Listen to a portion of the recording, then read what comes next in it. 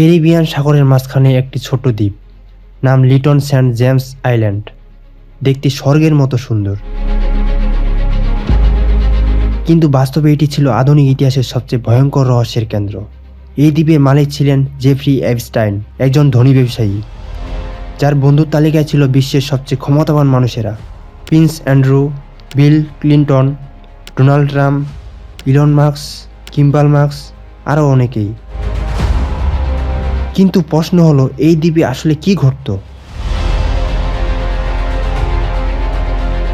বছরের পর বছর ধরে অভিযোগ উঠেছে এই দ্বীপে অপ্রাপ্ত বয়স্ক মেয়েদের নিয়ে আসা হতো এবং তাদের উপর ভয়াবহ নির্যাতন চালানো হতো।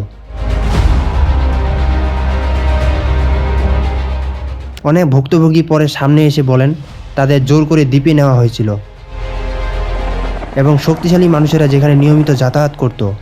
2019 সালে এপস্টাইন গ্রেপ্তার হওয়ার পর তার বিরুদ্ধে মানব পাচার ও যৌন অপরাধের মামলা শুরু হয়।